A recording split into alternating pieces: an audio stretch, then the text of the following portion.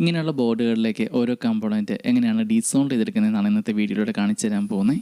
അപ്പോൾ ഞാനിവിടെ എടുത്തേക്കുന്ന ഈ ഒരു ബോർഡിലെ സ്വിച്ചുകളെല്ലാം തുരുമ്പെടുത്ത് പോയേക്കുവാണ്. അപ്പോൾ ഈ പഴയതെല്ലാം മാറിയിട്ട് നമുക്ക് ഈ പുതിയ സ്വിച്ച് ഇടാനുള്ളതാണ് ഇനി. അപ്പോൾ ഞാനിവിടെ ഡീസോൾവ് ചെയ്യേണ്ട പോയിന്റുകളിലെല്ലാം കുറച്ച് സോൾഡിങ് പേസ്റ്റ് തേച്ച് കൊടുക്കുകയാണ്. ഇത് പെട്ടെന്ന് ലെഡ് ഉരുകി കിട്ടാൻ വേണ്ടിയിട്ടാണ് ഇങ്ങനെ സോൾഡിങ് പേസ്റ്റ് തേച്ച് കൊടുക്കുന്നത്. ഇനി ഇത് ഡീസോൾവ് ചെയ്യാനായിട്ട് നമുക്ക് വേണമെങ്കിൽ ഡീസോൾഡിങ് പമ്പോ അതല്ലെങ്കിൽ വിക്കോ ഉപയോഗിക്കാം. ഞാനിവിടെ ഡീസോൾഡിങ് പമ്പാണ് ഉപയോഗിക്കുന്നത്. അപ്പോൾ ഇങ്ങനെയുള്ള ഡീസോൾഡിങ് പമ്പ് ഇലക്ട്രോണിക്സിൻ്റെ സ്പെയർ കിട്ടുന്ന എല്ലാ ഷോപ്പുകളിലും കിട്ടും. ഏറ്റവും കുറഞ്ഞതിനൊക്കെ 90 രൂപയാണ്. അപ്പോൾ നമുക്ക് ഡീസോൾവ് ചെയ്യേണ്ട പോയിന്റിൽ ലെഡ് അയൺ ഉപയോഗിച്ച് ചൂടാക്കി ഒരുക്കുക. ഇനി ഡീസോൾഡിങ് പമ്പ് ലോഡ് ചെയ്യുക. എന്നിട്ട് ഉരുകിയ ലെഡിലേക്ക് മുട്ടിച്ച് പിടിച്ച് റിലീസ് ചെയ്താൽ മതി. ഇങ്ങനെ ചെയ്യുന്ന സമയത്ത് ഉരുകിയ ലെഡെല്ലാം ഡീസോൾഡിങ് പമ്പ് ഉള്ളിലേക്ക് വലിച്ചെടുത്തോളൂ. അപ്പോൾ ഇതുപോലെ ഡീസോൾഡിങ് പമ്പ് ഉപയോഗിച്ച് ഡീസോൾവ് ചെയ്യുകയാണെങ്കിൽ നമുക്കിങ്ങനെയുള്ള ബോർഡിലെ ഓരോ കമ്പോണൻറ്റും ബോർഡിലെ പ്രിൻ്റൊന്നും പോകാതെ റിമൂവ് ചെയ്തെടുക്കാൻ കഴിയും.